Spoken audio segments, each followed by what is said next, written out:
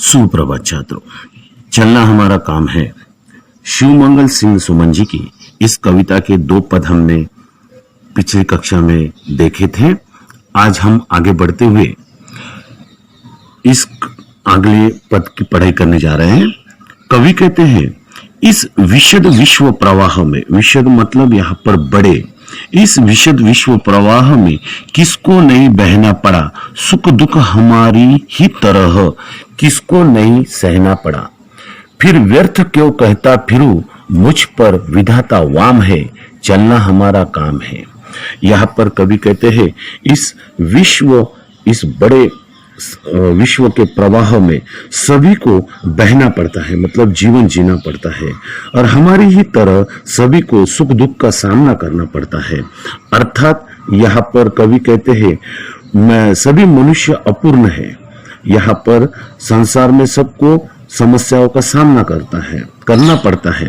अर्थात संसार में सभी के साथ हमें मिलजुल कर चलना पड़ता है और सुख दुख सभी को झेलने पड़ते हैं। जब सभी की समान स्थिति है तो मैं यहाँ पर खुद क्यों ऐसा समझूं कि फिर व्यर्थ क्यों कहता फिरूं कि मुझ पर विधाता वाम है।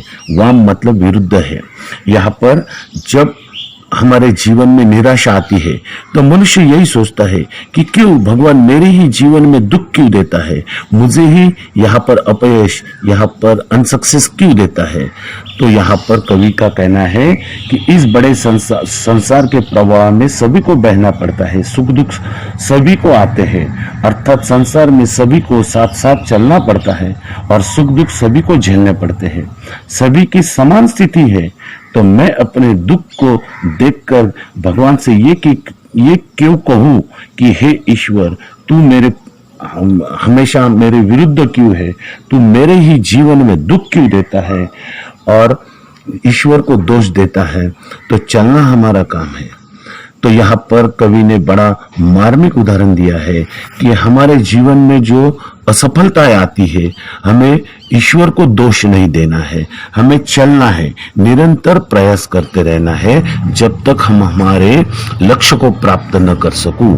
यहाँ पर कवि ने कहा है कि ईश्वर को दोष देकर कोई फायदा नहीं है। हम ये सोचते हैं कि विधाता ईश्वर हमारे विरुद्ध है, लेकिन कवि कहता है तुम्हें निरंतर प्रयास करते रहना है, तुम्हें सफलता जरूर मिलेगी।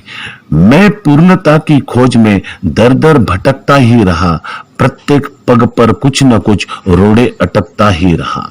यहाँ पर पूर्णता मतलब मैं जो मेरे लक्ष्य को प्राप्त करने की खोज में दर दर भटकता रहा। दर दर भटकना मतलब खूब निरंतर प्रयास करते रहा, लेकिन प्रत्येक पग मतलब पैर पर, मतलब जीवन में जो जीवन जीते समय जो परिस्थितियां आती है उसमें हमें रोड़े अटकाते ही रहा, मतलब जीवन में हमें समस्या आती रही।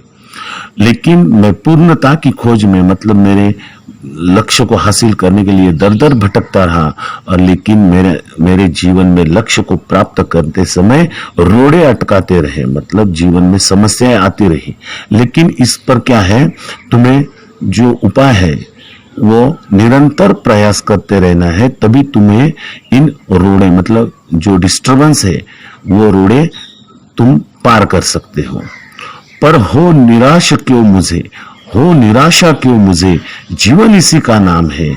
जब तुम्हें असफलता मिलती है तो ये जीवन का नाम है, और इस असफलता को तुम्हें निरंतर चलते रहने से, प्रयास करते रहने से, इस निराशा से तुम अपने लक्ष्य तक पहुंचकर खुश हो सकते हो।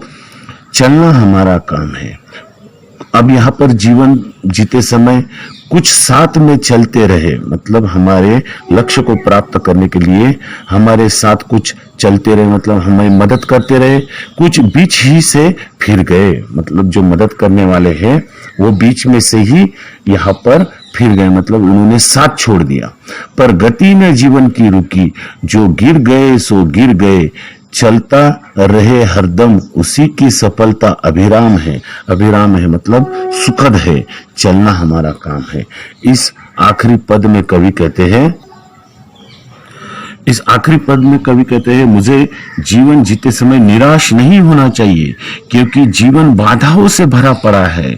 चलना हमारा काम है।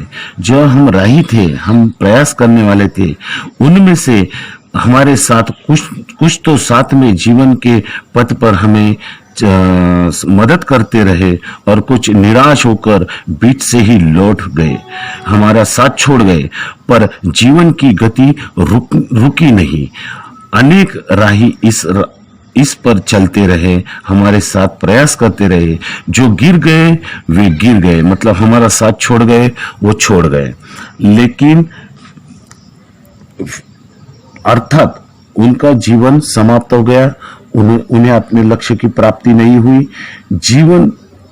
जिनका जीवन शेष है वे चलते रहे और अपने लक्ष्य को हासिल करते रहे।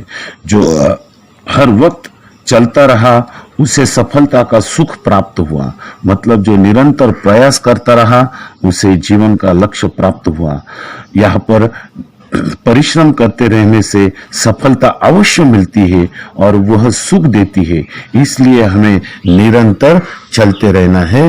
ये ऐसी कविता है, चलना हमारा काम है। तो छात्रों, इस कविता से हमें यह सीख लेनी है, तुमने अपने जीवन में जो भी लक्ष्य निर्धारित किया है उसे प्राप्त करने के लिए तुम्हें निरंतर प्रयास करते रहना है। निरंतर उस लक्ष्य को हासिल करने के लिए प्रयास करते रहने हैं। जीवन जीते समय, जैसा आपने अभी 10वीं की पढ़ाई के बाद कोई एक अच्छा ऊंचा अधिकारी बनने का लक्ष्य रखा है, तो उसे प्राप्त करने के लिए तुम्हें कड़ी मेहनत करके तुम्हें अपने लक्ष्य को हासिल करने के लिए निरंतर पढ़ाई करनी है। अपने लक्ष्य को पाते समय तुम्हें कई बाधाओं का सामना करना पड़ेगा, कई समस्याएं आएगी, कोई पैसे की दिक्कत आएगी, लेकिन तुम्हें क्या करना है, उस समस्या से न डगमगाते हुए, न डरते हुए निरंतर प्रयास करते रहना है। तुम्हें सफलता जरूर प्राप्त होगी।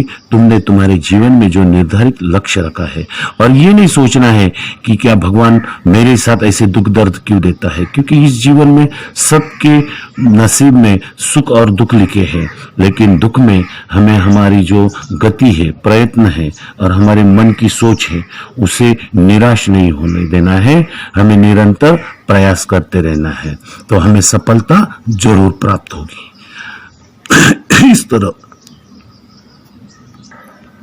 तो जीवन में चलना हमारा काम है। इस कविता को याद करके अपने लक्ष्य को प्राप्त करने के लिए आपको प्रेरित करती है ये कविता। कविता का नाम था चलना हमारा काम है। धन्यवाद।